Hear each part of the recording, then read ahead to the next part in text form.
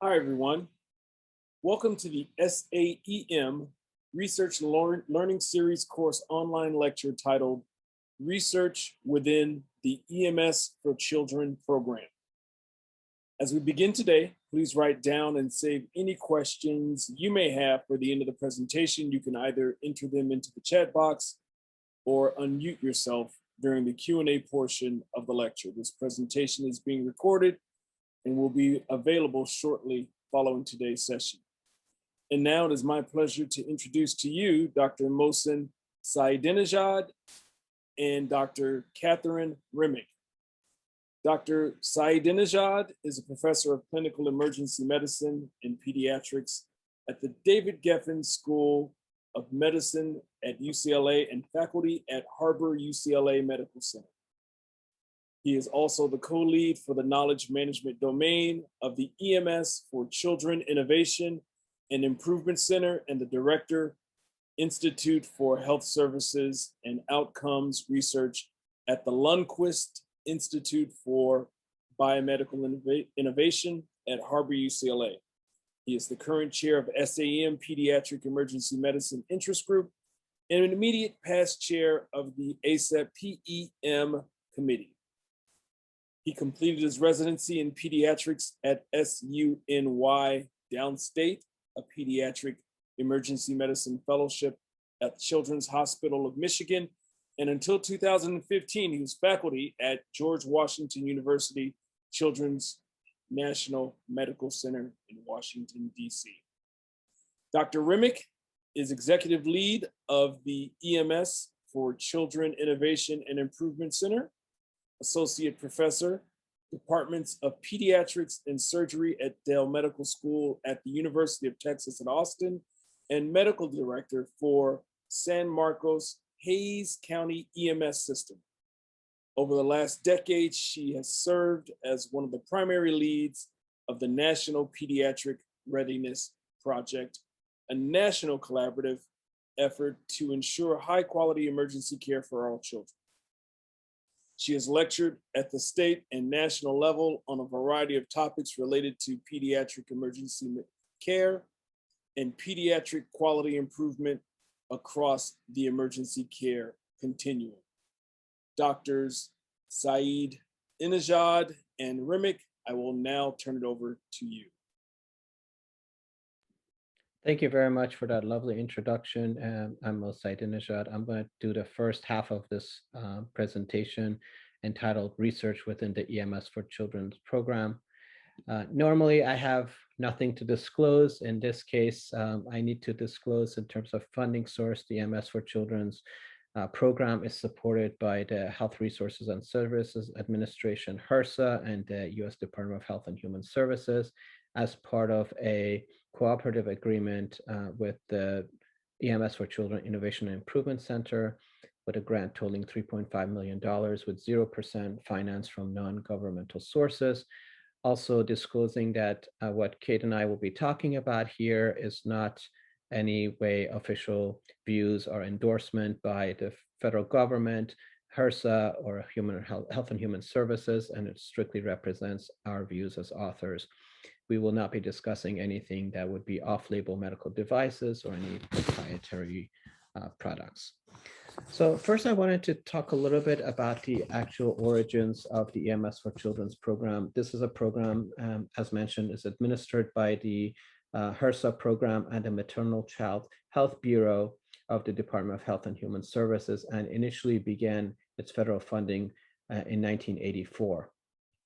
When the Emergency Medical Services for Children initially was being developed, the goal was not to develop a new healthcare system in emergency medical services for children, but to update and incorporate pediatric capabilities within the current EMS program, the EMS program having been developed about 20 years earlier than the EMS for Children's program.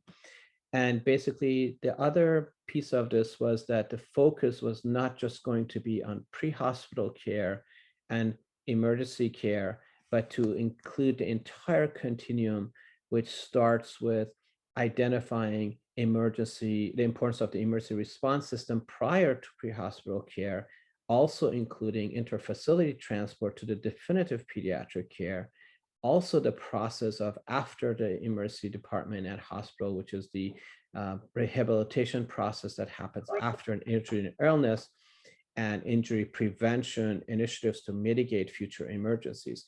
So that increased scope was an important part to just not have the focus be on emergency care, but have an emergency care systems approach that includes all of these elements with the ultimate goal of improving healthcare in pediatrics and promoting best practices and eliminating any gaps and disparities in the care that children receive. The majority of pre-hospital agencies have very small proportion of their work being in pediatrics. So the transports, pediatric transports are usually less than 10% in a lot of jurisdictions. Therefore, the encounters causes the competency and experience with pediatric patients to not be as robust as the adult patient. But we also know at the same time that over 80% of children who are acutely ill or injured, they're treated in not major tertiary care children's hospitals, but in general EDs, which see usually a lot more than 10 to 15 patients on a given day. So that is a small portion of the patients that they're taking care of. And because of that, it's not unusual to expect that there is very little in the way of standardized approach to pediatric emergency care, that there is variability that includes variability in how radiation exposure is addressed, also how resuscitation are performed in pediatrics, and also in terms of patient-centered outcome. There was this concept in 2006 published by the Institute of Medicine that looked at pediatric emergency care, and it concluded, this is like 15 years ago, it concluded that pediatric emergency care at best was uneven. So this provides for a lot of opportunities to look at this and conduct research in it to try to see if there are areas where the gap can be closed and pediatric emergency care can be more standardized. And we see more and more from research that's conducted that there is this variability in pediatric emergency care that still persists. And it gives us an opportunity for approaching this as a systemic standpoint. The Emergency Medical Services for Children program, the Emsc program, is a family of what we call companies. This includes programs like the State Partnership Program, for example, that provides funding for a full-time program manager in every state and territory of the United States to work on programmatic initiatives that enhances pre-hospital and hospital-based emergency care for children. Then there's the Targeted Issues Grant Program that provides up to 4 years of funding for investigator-initiated research to address gaps in knowledge in emergency care for children.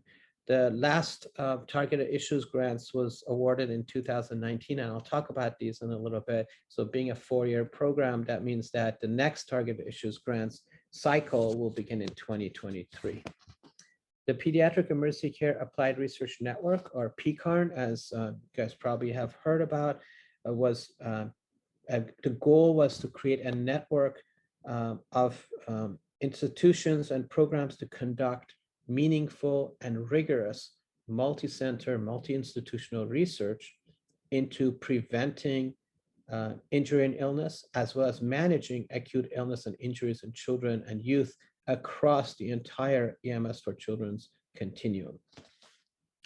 The EIIC, or the Innovation and Improvement Center, initially started as the National Resource Center in Washington, D.C., and its goal was to provide staff and support to Picard, to state partnerships, and a Targeted Issues Grant.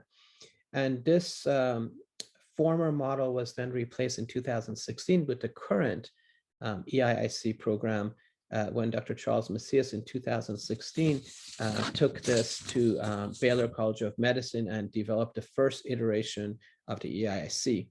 And again, being a 4-year program, in 2020, the renewal of the EIIC program marked the EIIC 2.0, which was led by my co-presenter here, Dr. Kate Remick, at Dale Children's at University of Texas in Austin, who works now in collaboration with Dr. Charles Macias, the 1.0 funded principal investigator, who is now at University Hospitals Rainbow Babies and Children in Cleveland, Ohio.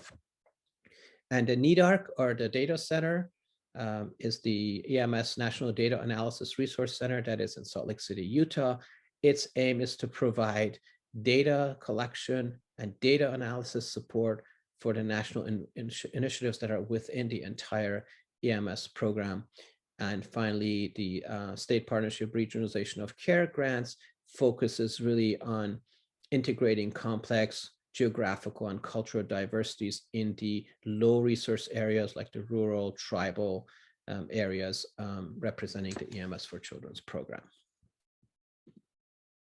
So as I mentioned, this is a continuum of care that the EMS for Children is ensuring that the approach to pediatric emergency care is at a systems level, that the entire system is ready for the care of children. This is, as I said, not just the emergency department, but being able to have incidents recognition, being able to have an enhanced 911 program that can get the child from wherever they are at to the pre-hospital part of the system, having a pre-hospital part of the system be able to have a very deliberate, standardized transport to an emergency department that's capable of taking care of that child. The emergency care itself, the care that the patient receives in the hospital setting, if the patient is being admitted, for example, specialty care that the child needs. And then the most important part is connecting the patient back to their medical home. And this is a very variable part as well. And a lot of this is being handled at the EISC through education and prevention. So of the different members of the family of companies, as I mentioned, one of them is the Pediatric Emergency Care Applied Research Network, Picard. I was going to talk a little bit about that. The program was initially established in 2001. I remember when I was applying for fellowship programs back in 2003, a lot of the fellowship programs actually had an article that was published describing Picard. And every interview I went to, they said, oh yeah, we're one of the Picard sites. And they were really excited about this network that was being created that they all got to be part of, that is built to do rigorous multi-center institutional work. And now, you know, about 20 years later, and almost more than 150 major publications that are groundbreaking later, Picard continues to go stronger than ever. It represents approximately 1.3 million children who are acutely ill and injured through the different hospital systems that are participating within Picard. It also represents basically up to 113,000 pediatric runs in the EMS affiliate. And I'll talk about this in a second, but the Picard incorporated in 2013 an EMS affiliate to specifically look at the pre-hospital research in the same lens that it's looking at with the emergency-based program. So when Picard initially started back in 2001, it had a little bit of a different structure. It had 4 nodes, and there were 6 hospitals in each node. And subsequently, it went to a 6th node with 3 hospital systems in each node. And what you see in the right here is just, I put the names of the hospitals and the nodes. They all have catchy names, of course. And they represent the wide geography. They are spread up in a way that you can get data from all corners of the country. So in that sense, it's a very robust infrastructure. It also has, like I said, the EMS node that's added to that 6 nodes in 2013. And all of the data coordinating is handled by NEDARC the same way with the Data Coordination Center. The most important thing in terms of the research of Picard is all of the research studies that are being done. Obviously, NEDARC is collecting all the data and saving them, but a great amount of Picard work is available. Its data set is used for public access. You can actually request Picard data sets, and you can actually review those, and you can publish papers. You can collaborate back with Picard based on the data that's already available. So the public use data set is an important part that Picard has. There are too many studies to mention that Picard has conducted, but I wanted to highlight a few of them that are really groundbreaking that I use in my daily practice. One of them being the traumatic brain injury, the neuroimaging rule. So Picard has a low risk algorithm. And you can see that actually in MedCalc. There is a MedCalc for Picard TBI, and you just plug in the patient under 2 years and over 2 years are the two different ways. And it gives you patients who are low risk and therefore avoiding radiation by not having to do a CT scanning. That is tremendously important to decrease the radiation from neuroimaging. And at my institution, I am in a county hospital where it has a separate pediatric and an adult ED, but our trauma surgeons spend a lot of their time on adult patients. So we really, as pediatric focused faculty, have to keep bringing up, hey, Picard says this, why we just hold off on scanning this patient's head because this is low risk according to Picard. And it's really nice to know in the last 5 years I've been here, little by little, the trauma surgeons start telling me, okay, knock yourself out. You can use the Picard rule. Call us if you have any questions, as opposed to before where they used to scan everybody and not let me, avoid that. So that decision support tool is a big study. The second one is the biosignature study. Basically, it's the first time that we're looking at host response to an infection versus looking at detecting the antigen.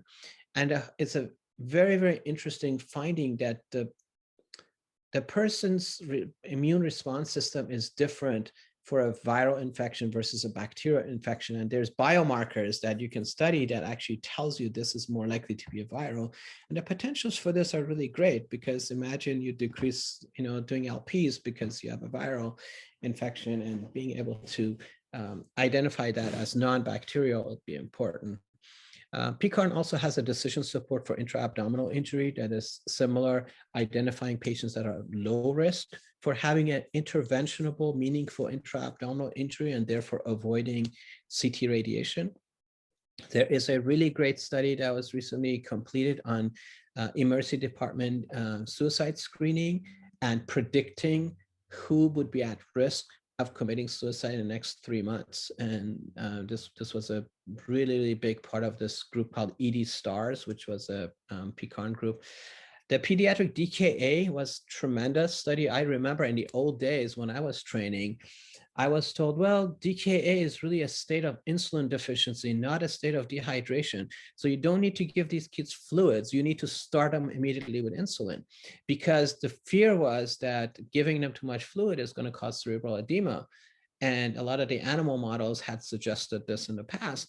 So Picard, because it is such a big network and can have thousands of patients involved in their studies, can answer this kind of question. Do we have increased risk of cerebral edema by giving somebody a normal 20 cc per kilo bolus, for example? So they found actually that these patients were more dehydrated than we thought, and giving them fluids 20 cc per kilo, even ×2, is going to improve their outcomes rather than worsen their outcomes. And this is the first time that there was a shift change in the thinking of how cerebral edema is not really setting in based on one giving of IV fluids. And the biggest one for me, and again, this is when I was training, is the fact that for bronchiolitis, there is really no evidence that steroids are going to be useful, especially dexamethasone. So we used to give, when I was a resident, we used to give steroids all the time to people with bronchiolitis. And that was, again, a landmark study because there's such a robust data and so many patients involved in the study because of the strength of this network that you're able to make these kind of groundbreaking changes in the way we practice and the way we inform our best practices. Again, this I just wanted to show you here. This is the actual algorithm that takes you to evaluating somebody who doesn't need a head CT. So it's a low risk, does not need anything. It's a medium risk. Observation versus CT gives you opportunity to watch somebody in the ER 4 to 6 hours instead of CTing them. And then there's the high risk ones where you actually CT, but it takes 80 to 90% of those CTs away because you have really a good algorithm to approach this. Same thing with the intra-abdominal. I teach this every shift I get with my adult EM residents, the intra-abdominal decision support, because we're still getting some pushback from trauma about people getting, their belly scanned, and knowing that there is really criteria that identifies somebody as really low risk and therefore does not need a CT. Again, if you think of an abdominal CT with IV contrast being as high as 5 millisieverts of radiation, that is impactful. And then there's, I'm not going to go through these, but there are some important studies that are currently happening, one of them being the tranexamic acid in children. This is very well studied in adults, but in pediatrics is the first time it's going to be used. The second iteration of the biosignature study, as well as a couple of other studies that are coming up. I want to talk briefly also about the Targeted Issues Grant Program. This is basically strategies to improve the quality of care of pediatrics delivered in emergency settings, implementing research within the emergency care and through cost-cutting projects, and developing systems design innovations. I put this little snippet of the article in the right lower corner here, just showing that in a national assessment, it is showing that it is really, really important to have specific pediatric competencies, having a pediatric champion, having somebody look into the pediatric care in each of the institutions. So the Targeted Issues Grants, as I mentioned, is a 4-year program. The last cycle in 2019, $6.5 million investment to demonstrate the link between emergency department and EMS system pediatric readiness and improved outcomes.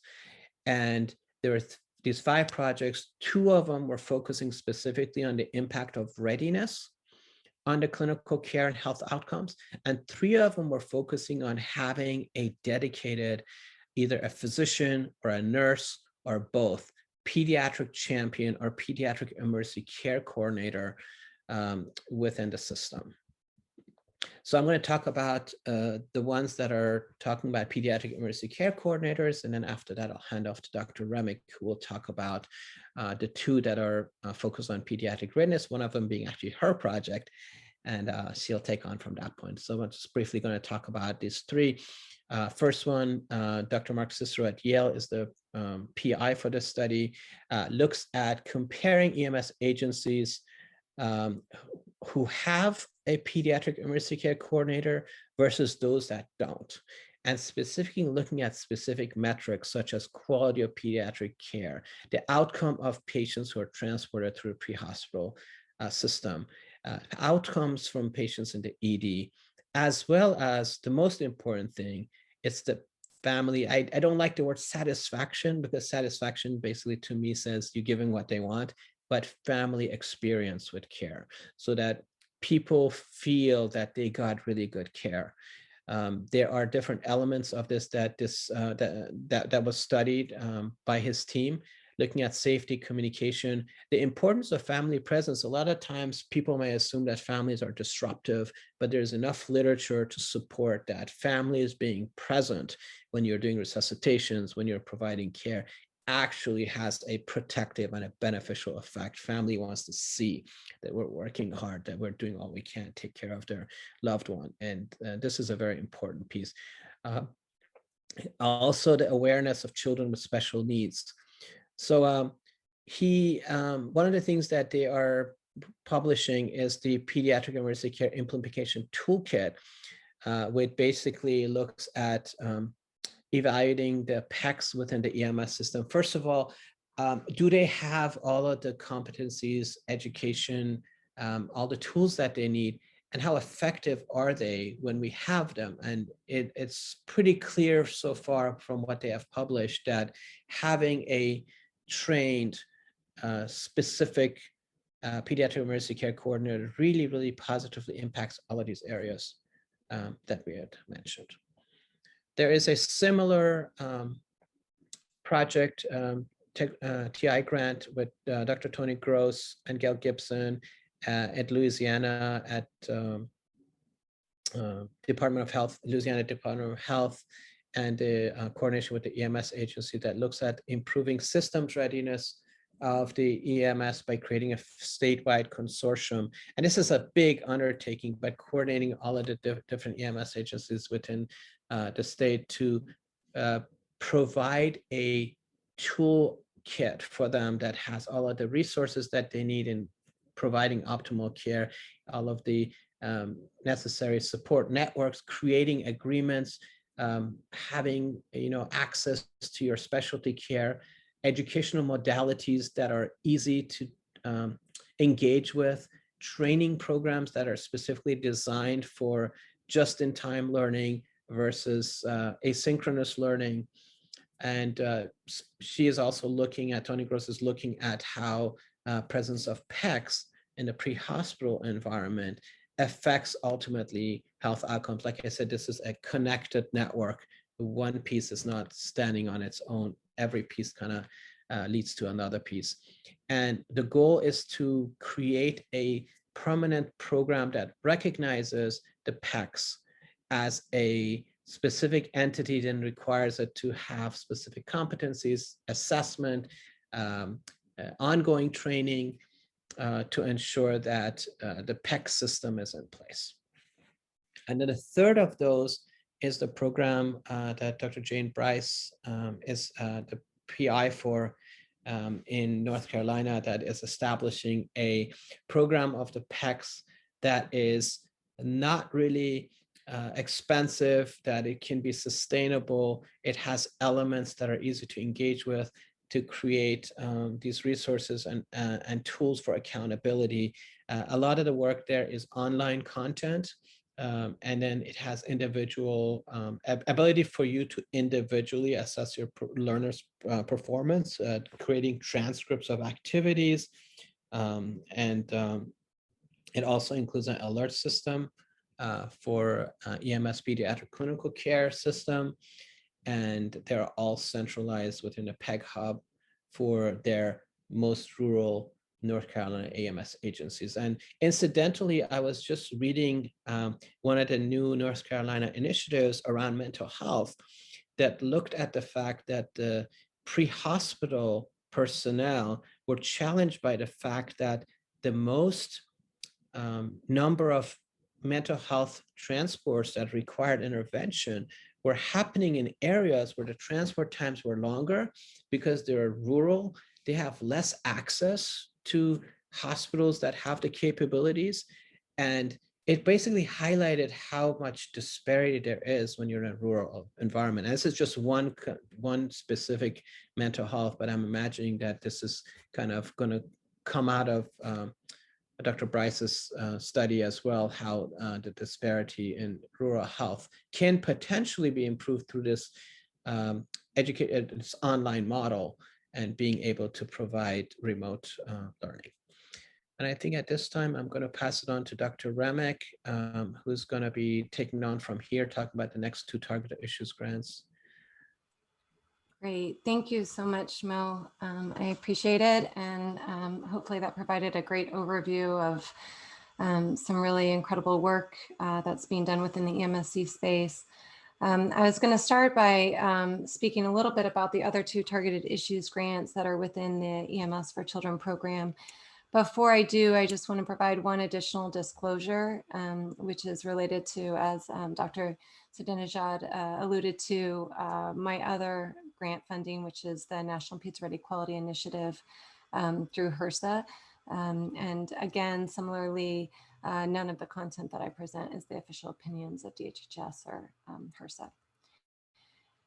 So within this targeted issues grant program, so these other 2 targeted issues grants are really focused on a system level pediatric readiness.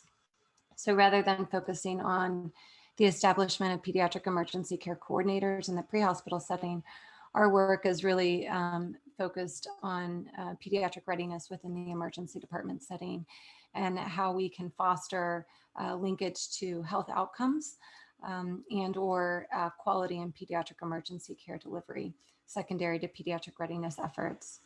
So the particular area of focus for our grant is to develop a National Peds Ready Quality Improvement Data Registry, We know that through quality improvement efforts that we're much more likely to transform emergency care systems more rapidly.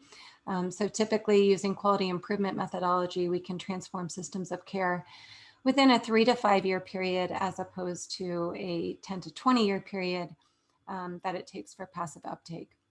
So the goal of quality improvement methodology is really to take evidence-derived content and translate that into practice through direct implementation. And with much of the quality improvement work that Dr. Saidinejad and I are involved in within the Emsc Innovation Improvement Center, it's to do this across very diverse settings.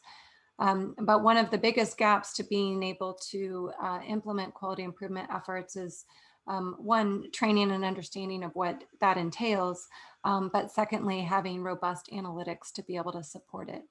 So the idea behind this project is to create essentially a platform or a registry by which different emergency departments across the country can engage in pediatric readiness quality improvement efforts.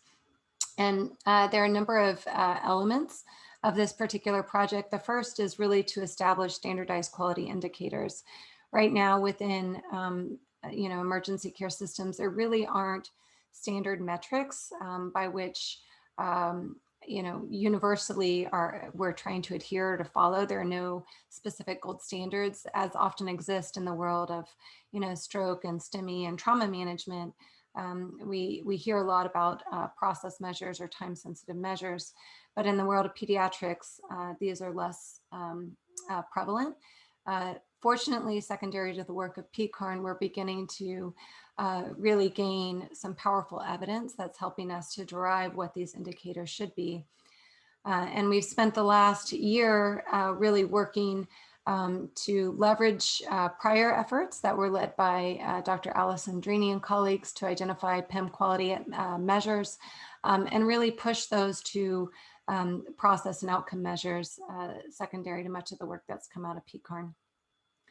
Our second goal is really to build a data registry that allows for benchmarking and real-time feedback so that emergency departments can see what their performance looks like, compare that to others, and then to be able to create some sustainability of that system for ongoing pediatric quality improvement efforts.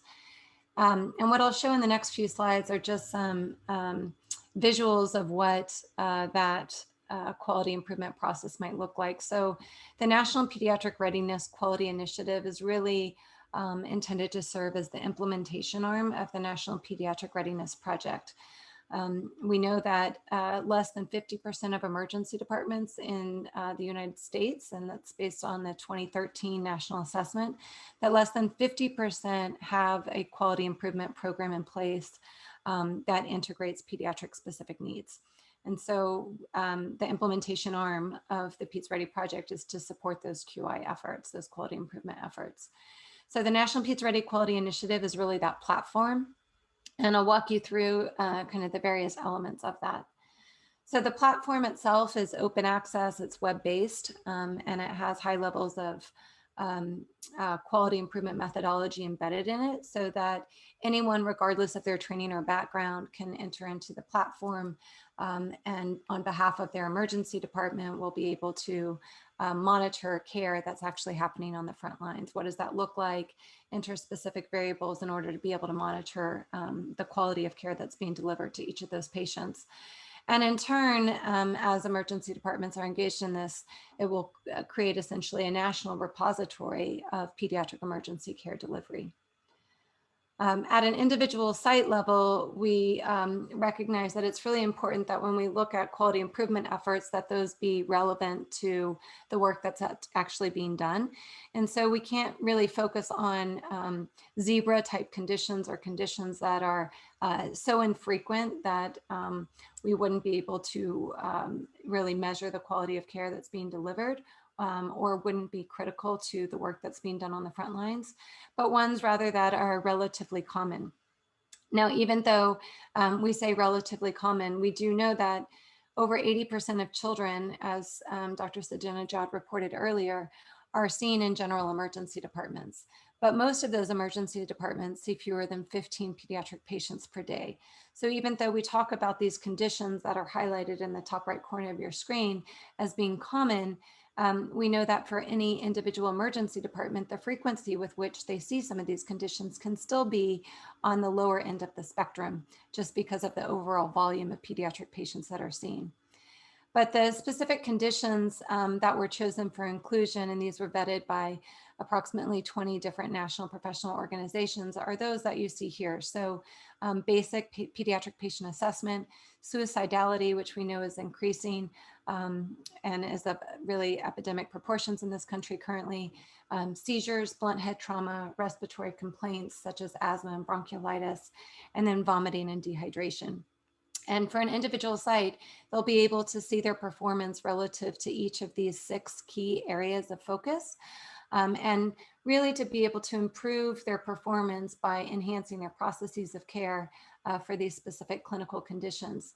And moreover, begin to reduce the variation that's occurring at their individual site level so that all patients, regardless of age, gender, race, or ethnicity, can receive the same quality of care every single day. At a national level, the goal is to be able to provide that aggregate performance across all sites so that we can start to establish benchmarks. Because right now we don't really know what we're aiming for since there are no standard quality measures for pediatric emergency care delivery. So our goal is really to create a real live aggregate dashboard by which sites who are participating in the National Peds Ready Quality Initiative can begin to measure their performance compared to all sites, but also to similar sites. So if they're rural, being able to compare themselves to other rural sites or critical access hospitals. If their focus is instead in an urban setting as a community ED, to be able to compare themselves to that. And on an aggregate level, this really allows us to begin to see what the state of pediatric emergency care delivery looks like on a national scale, and begin to look at some potential contributors to equity, whether that be relative to site and hospital characteristics, or whether it be relative to specific patient demographics. So we're really excited to be rolling that out in the next 6 months. The other targeted issue grant that is underway and focused on pediatric readiness is led by Dr. Craig Newgard out of Oregon Health Sciences University. And Craig has brought together, Dr. Newgard has brought together a really fantastic team to build on much of the foundation that's been done in pediatric readiness, but to create large data system linkages to be able to follow the impact of pediatric readiness to healthcare outcomes and specifically morbidity and mortality. So he and his team are working to combine the data from the National Trauma Data Bank, data from the American Hospital Association, the National EMS Information System, and the National Peds Ready Assessment to be able to look at how many of these factors impact morbidity and mortality, particularly for injured children as they look at trauma systems of care and the National Trauma Data Bank. They have over 600 trauma centers that they're working with across 13 states. And with this kind of data, being able to look at such high levels, we can really, for one of the first times, really look at the impact of pediatric readiness on mortality. There was some earlier work that had been led by Stephanie Ems and Jeremy Kahn out of Pittsburgh. That was some really excellent work looking at the impact of system level readiness for children on mortality, but their focus was on ill children as opposed to injured children. And so Dr. Newgard's work, knowing that injury is still the leading cause of death in children, will really help to push the needle forward there. The other national center within the EMS for Children family is the National EMS for Children Data Analysis and Resource Center. And this center is housed within the University of Utah in Salt Lake City. And this center is really the accountability arm, as you heard Dr. Saidinejad mention, for the EMS for Children program. The goal of NEDARC is really to be able to look across all states and territories to see how our emergency care systems are progressing to meet the needs of the pediatric population. They offer a ton of workshops and tutorials They really support the EMS for Children State Partnership Managers, which we'll talk a little bit about in just a few minutes. They pull together national dashboards for us to monitor progress in emergency care system design to meet the needs of children. And they lead 2 large-scale national surveys or assessments. The first is the National Pediatric Readiness Assessment, which initially launched in 2013 as the first phase of the National Peds Ready project and is ongoing currently, if you haven't yet participated. So the 2021 National Peds Ready project assessment launched on May 1st and will run through the end of July. And then the second national effort that they lead is the annual EMS survey, which is really to look at the pre-hospital lens and how we're pushing the needle forward in terms of pre-hospital Peds Ready. So this is an example of some of the work that NEDARC undertakes. So they every year launch a national survey. They surveyed over 16,000 EMS agencies. So these are all agencies that are engaged in primary 911 response. And they had over 8,000 EMS agencies that responded. And what we're able to see because of this work is that over 80% of EMS agencies across the country see fewer than 8 pediatric patients per month. And this helps to really walk out the need or the landscape of emergency care in the pre-hospital setting, particularly for children. And we realize that when so many EMS agencies see such few pediatric patients, that it becomes really challenging to maintain that readiness. So this helps us to really identify what some of the barriers are as we approach this, this work.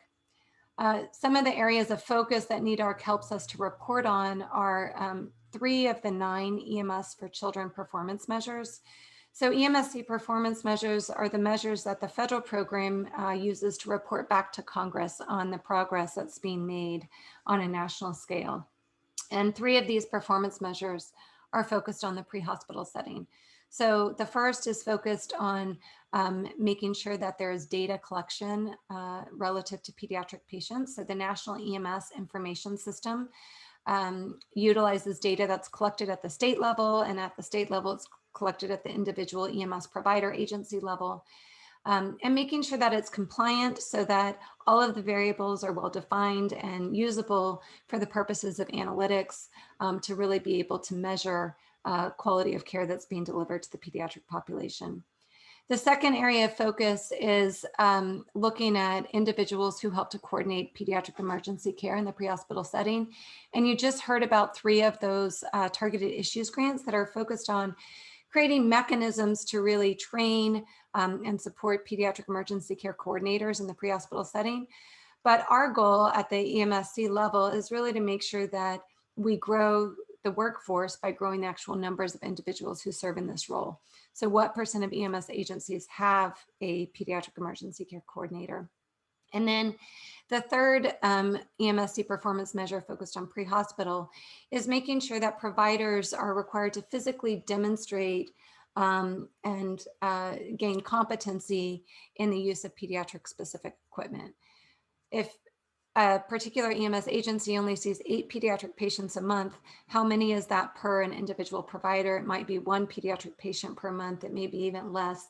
And in fact, there have been studies that show that most EMS providers report seeing less than 3 pediatric patients in a given month.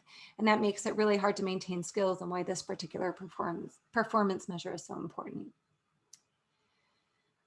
With respect to the National Peds Ready project assessment, there's been a number of manuscripts that have been published because of that work that are really helping to push for system level improvements in care.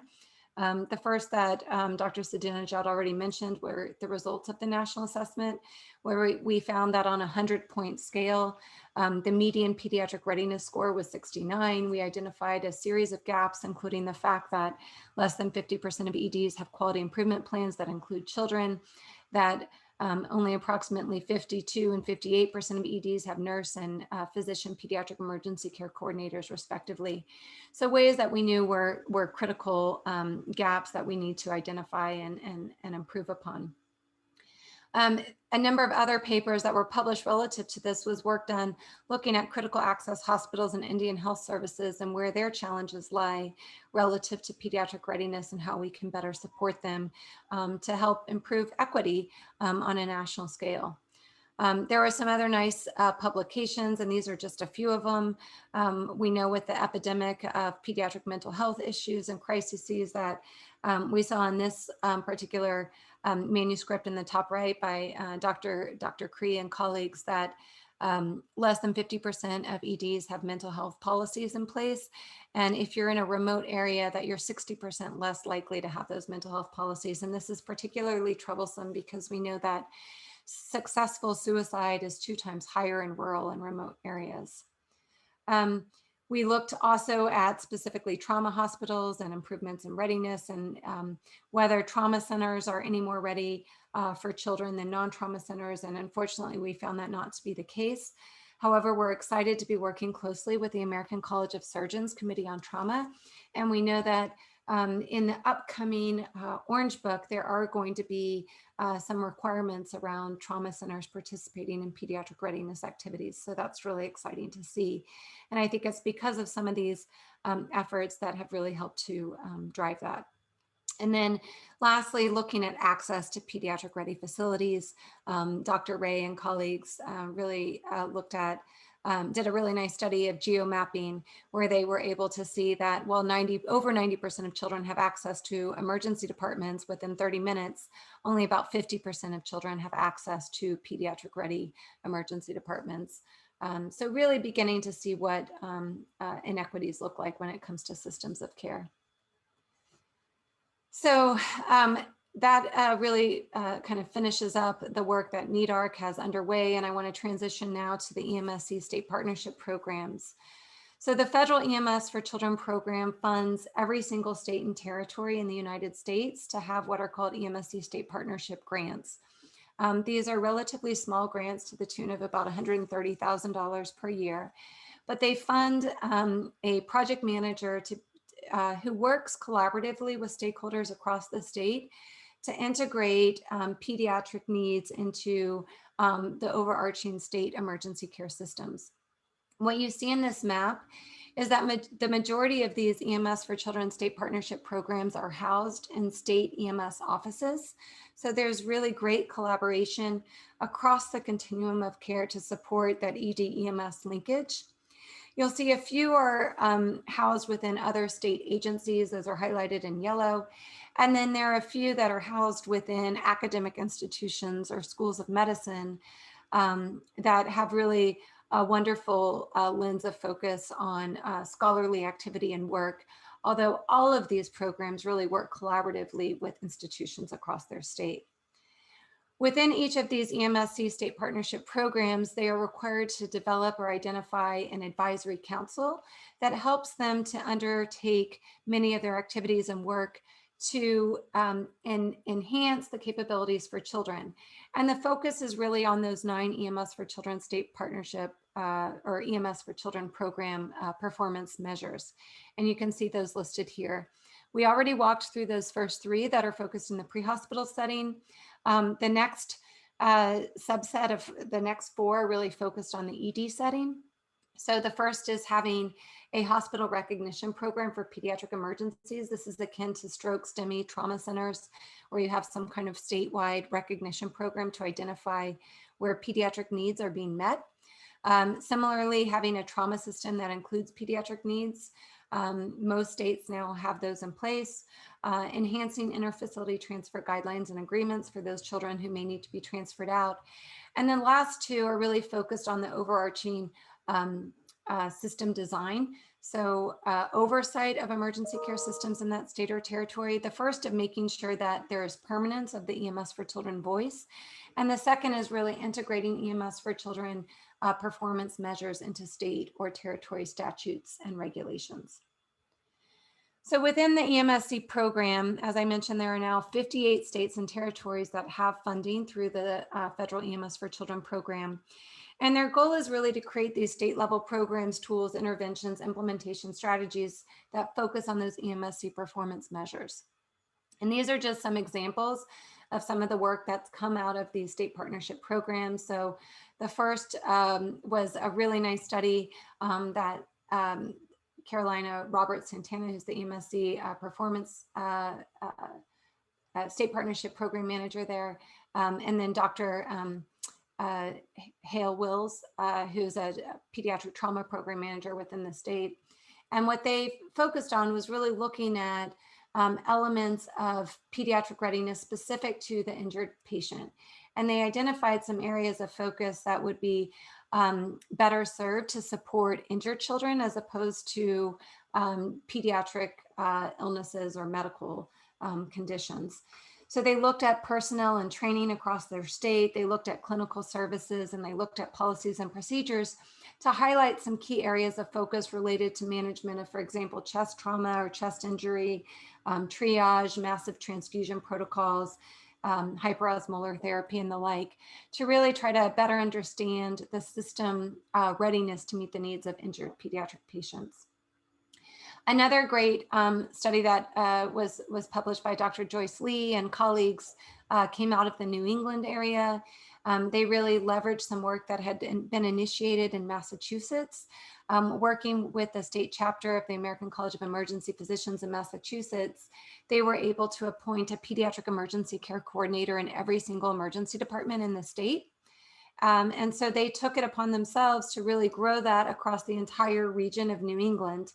And over the course of a 5-year period from 2014 to 2019, they were able to increase the number of emergency departments that had a pediatric emergency care coordinator from 30% to 90% due to some grassroots efforts. And then similarly, the work of Dr. Sid Chon, Dr. Leonard, and Evelyn Lyons, and Dr. Fuchs was really to look at how they could create pediatric medical recognition programs within their state to support improved readiness in all regions and all counties across their state. These are just some examples of some of the work that's come out of those programs. I just wanted to finish up with the Emsc Innovation Improvement Center and kind of where our center fits into this whole scope of work. As you heard from Dr. Saidinejad, we really fell on the heels of the National Resource Center, which served as the coordination arm of all of these various entities. And in the act of kind of replacing that center, we were also asked to pull in some quality improvement methodology to be able to more rapidly transform our emergency care systems to meet the needs of children. So much of the work that we do within the EIC or Emsc Innovation and Improvement Center is to launch national quality improvement collaboratives to be able to help physicians, nurses, other healthcare providers on the front lines more rapidly translate evidence into practice. And we do this working with a diverse group of entities or institutions across the United States, those in rural and urban areas alike. We work with Indian Health Services, we work with critical access hospitals, we work with EMS agencies that are municipally based, we work with private agencies and the like. And our goal is really to provide implementation guidance for how to do that within their site. We have a very robust knowledge management arm that helps with translating that evidence into resources and practice, and then being able to disseminate that broadly. To push out our quality improvement work, you'll see in the top right-hand corner is the IHI, or the Institute for Healthcare Improvement's Breakthrough Series model that we really use as a foundation for the work that we do. This takes all participants in our quality improvement collaboratives through a series of rapid cycles of improvement. So those plan, do, study, act cycles. We do this with the support of quality improvement specialists and subject matter experts that serve as content coaches that help to oversee the work that's being done in each of these sites. And we also have a very robust advisory council that includes representation from numerous national professional organizations that help to ensure that the content that's being integrated into our quality improvement collaboratives have been supported, vetted, and are indeed evidence-based. In the bottom left corner, you'll see an example of the types of dashboards that we use to drive improvements and progress in our quality improvement collaboratives. And this is a dashboard that was looking at emergency department's ability to weigh children in kilos as opposed to pounds and kilos or pounds, because we know of the challenges that children face in terms of medication dosing errors. So we use really robust dashboards or analytics to be able to demonstrate improvement over time. This is kind of a modified run chart, if you will, so that we could actually monitor that progress. And the National PEDS Ready Quality Collaborative was one where we engaged 130 emergency departments across 17 states. About 20% of them were critical access hospitals. We also had children's hospitals engaged, community EDs, comprehensive centers, and they worked hard just to develop some foundational system policies like weighing children in kilos in order to minimize medication dosing errors. But they also focused on a number of other areas that's probably beyond the scope of this talk to get into. After we sunset a quality improvement collaborative, we transition into what we call a community of practice, where now it's a less structured opportunity for individuals that were involved in the quality improvement collaboratives to network and identify and share best practices so that they can really capitalize on some other resources that may have been developed in other states or territories and use those or transform them, adopt them to be able to push their work forward. We currently have a number of community practices underway. One is focused on pediatric emergency care coordinators in the pre-hospital setting. This followed a learning collaborative that we had working with 9 states. We also have one focused on developing pediatric medical recognition programs, and we're soon to launch one focused on developing telehealth programs as our quality improvement collaborative there is set to sunset. This is an example of some of the dissemination work that we have in place within our website of the Emsc Innovation Improvement Center. If you go to emscimprovement.center, you can find these resources where we provide toolkits that are online, open access, ready to be used. Some of these have templates for policies and procedures that can be taken and adopted for use in your facility. We also have educational content, modules, and the like, and lots of opportunities to collaborate. On the right-hand side, you'll see a variety of medical recognition programs that have been established in several states where they can borrow some of each other's content in order to be able to develop one specific to their state. And then when it comes to pushing out this content, while we have some scholarly manuscripts and peer-reviewed journals, we also have white papers that are often published to the website that are created in conjunction with many of our national partnering organizations. So this one in particular on developing a pediatric facility recognition program. And on the left-hand side, you'll see the scholarly publication that accompanied that, where we found that those facilities that are pediatric recognized are on average 22 points higher in terms of their pediatric readiness scores. And at the state level, we're seeing even a 7% increase in overall pediatric readiness just by having these programs in place. And I just want to mention that this really forms much of the foundation for disaster work, because without pediatric readiness in place, if you can't manage a disaster of one, how do you manage a disaster of many? So I know we just have a couple minutes left. So how do I get involved? So if you're interested in developing clinical protocols and looking at validation tools, Picard is really a wonderful mechanism to do that. You don't have to be part of Picard to submit a proposal. So the way this works is initially a concept is submitted. That's reviewed by the steering committee. If it's approved, then it's followed by a more formal proposal where the individual who submitted that can then seek funding. They receive support and mentorship to do so. And then it would go forward once that funding is received to full implementation within the Picard network. If you're more interested in system design, as I mentioned, every single state and territory has an EMS for Children State Partnership Advisory Council. And this is a great opportunity to get involved. Many of these advisory councils accept fellows. If you're looking to see, well, how do I get involved in my state? Who do I contact? If you go to the Emsc Innovation and Improvement Center website, there is a grantees database. You can search for that. and you can search by state and find out who the EMSC state partnership manager is in your state or territory.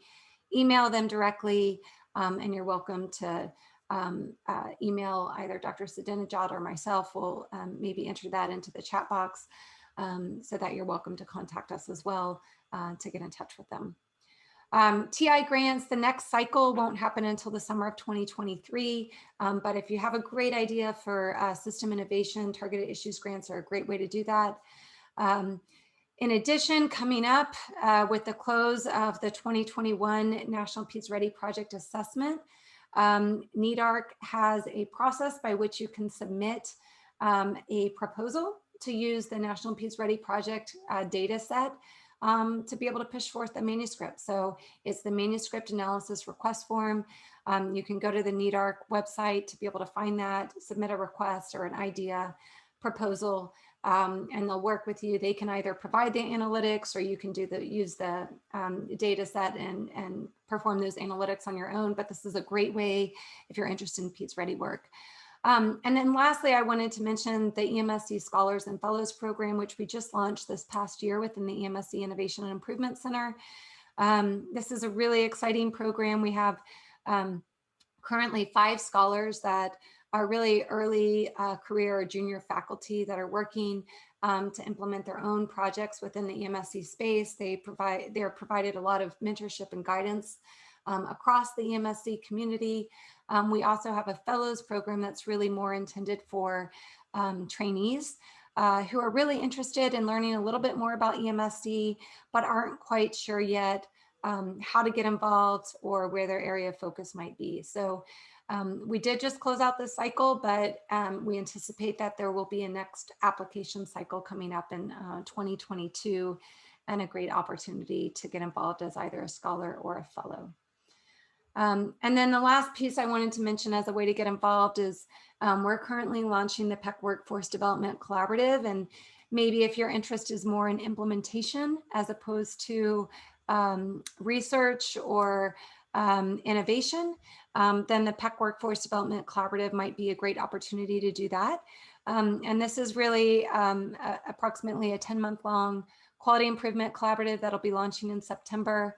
The goal is to provide physicians, nurses, other healthcare providers the education and training needed to be most effective in the PEC role, and for these individuals to really be able to take the lead in championing pediatric readiness efforts, either within their initial institution or even potentially more broadly at a regional level within a hospital network. So with that, just a few summary points. So the focus of the EMS for Children program is really on system design.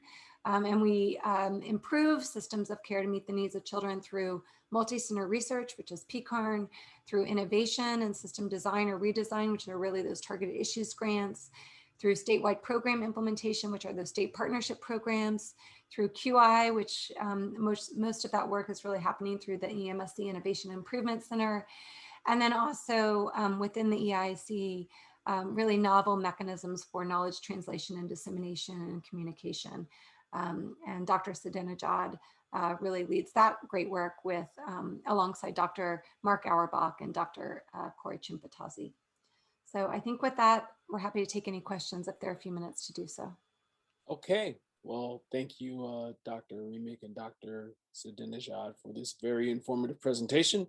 I'll open it up to Q&A at this time. As a reminder, you can either enter your questions into the chat box or unmute yourself and ask your questions at this time. No, thank you. Great presentation, very informative. I'm the editor-in-chief at the Journal of Emergency Nursing, and we appreciate the manuscript submissions we've gotten from your teams and would love a copy of your PowerPoint followed by the email to connect with our pediatric experts and see how nurses and nurse managers can link in. So thank you. Wonderful. Thank you, Jessica. Don't close the meeting until I write down the emails, please. I do have a question about non-SAME members who may be ENA members who might be very interested in this content. Can we get a link to the recording for them? Yeah, I'll post it in the, I'm assuming that you gained access to this via the research directors. Yes. Yeah, so I'll post it there. Perfect. Perfect. Thank you. And I had not realized that there were the publicly available data sets. So I was checking those out. So appreciate the info today. Thank you. Yeah. Also, I wanted to also check with you whether with SAEM allows us to also share with outside of SAEM, or is this recording going to be available through password protected SAEM members only area? Yeah, the recording will be on YouTube, so you can share it with your colleagues, so that won't be an issue. Okay, so you will share that with us when you have it? Correct. Okay, thanks. And I think that is the last question / comment for the day. Thank you, Doctors Saidinejad and Dr. Remick, for your great presentation. And thank you to everyone who's watching the SAM Research Learning Series. Have a great day. Thank you. Thank you very much.